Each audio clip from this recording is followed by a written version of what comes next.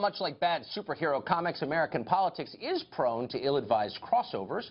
Tomorrow, members of the Fight for 15 minimum wage movement are teaming up with the movement Black Lives Matter to stage protests across the country.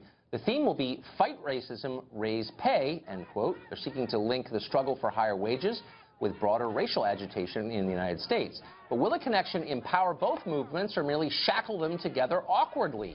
Kendall Fells is National Organizing Director at Fight for 15. He joins us tonight from Memphis. Kendall, thanks for coming on. Hey, Tucker, thanks for having us on the eve of the 49th anniversary of Dr. Martin Luther King's assassination. Tomorrow we're going to lift and highlight the economic and racial injustices here in this country the same way that I'm sorry? No, that's right, April 4th. That's exactly right. Yeah, absolutely. The same way that Martin Luther King Jr. did, and we're going to link these two movements up, and we're going to highlight all the things that we've been doing in this country for the 20 million workers who have received wage increases. Right. Okay. That's interesting. I'm always for higher wages, and I'm not even here to make a case against raising the minimum wage. I think you can make a case for it. I'm just surprised by your position on immigration. I guess that's what really shocks me. Here's your press release. It says, Fight Racism, Raise Pay rally, and it specifically says, quote, immigrant rights and Trump's immigration ban. Now, given that there's a lot of economic data that show conclusively that large-scale low-wage immigration lowers wages for American workers, how in the world did you wind up advocating for immigration rights? What does that have to do with wages? Well, here's the real reality, Tucker. When you're talking about racial and economic justice, you have to remember what Martin Luther King said. What's the use of being at the counter if you can't afford the burger? The reality is there's about 64 million workers. About 46% of the workers in this country make less than $15 an hour. Overwhelmingly, they're black and brown people occupy low-wage jobs.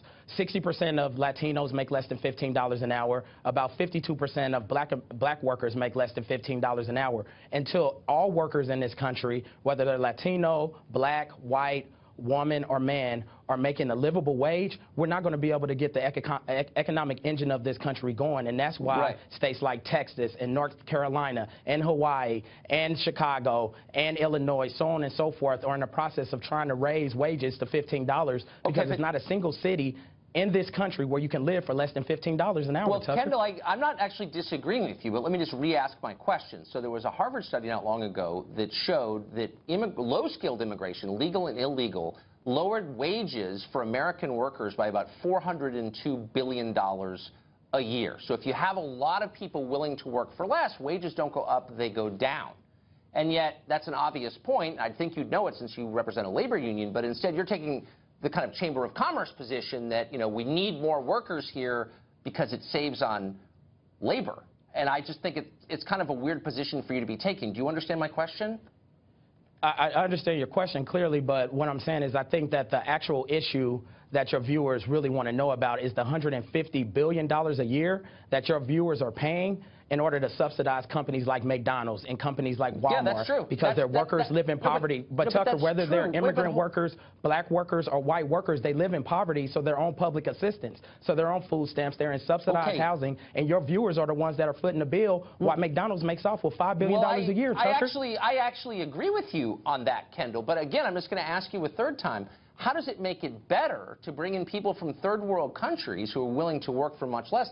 They will always keep wages down. Unions used to understand this. They were against wide-scale immigration because it hurt their own members.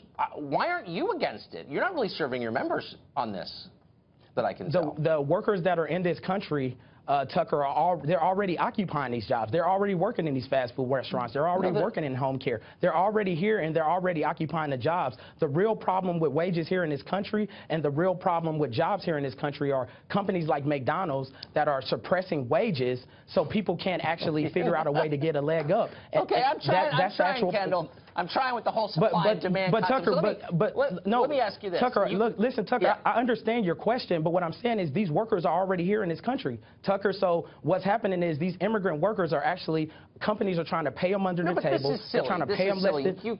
Look, in states, in Arizona, for example, when the state started enforcing the law that says only people here legally can work, it had a rising effect on low-end wages because there were fewer people undercutting the value of labor, right? I mean, this is just like, you don't get it, obviously, for whatever reason. Let me ask you a question. So you make $150,000 a year.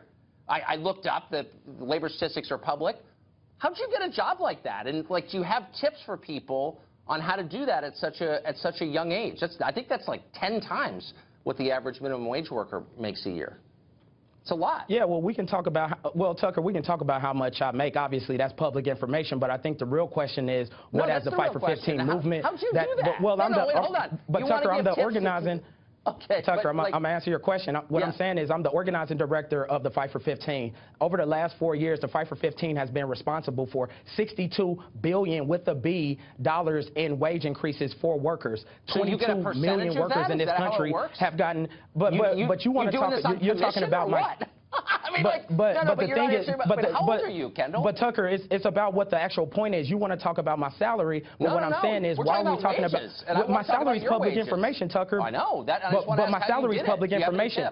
But Tucker, what do you have to say about the 22 million workers that have been able to receive a wage increase? So mothers that have had Thanksgiving for the first time, fathers that's been able to give their kids Christmas gifts for the first time. But you would rather have a conversation about my salary. No, I spend a lot of time on this show talking to people about ways to make wages higher. I think it's really important, and as the left is spending its time on transgender bathrooms, I want to talk about wages because I think it's meaningful, and I agree with you on that. I'm just merely asking, like, how do you make $150,000 a year when you're fighting for minimum wage? It seems like a pretty cool trick, and if you have tips for other people who don't make much, maybe you could pass them on, but you don't want to. You should write a book about it, though.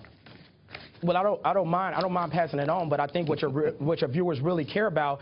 Look, Tucker, 46% of the workers in this country make less than $15 an hour. Those are your viewers. Those are the people that are watching this show. So while they're on public assistance and they're not able to feed their kids, we're supposed to talk about myself. So it seems like the better conversation is. It's just kind of interesting, but you don't think so, and I understand. Kendall, thanks for joining us. I appreciate it.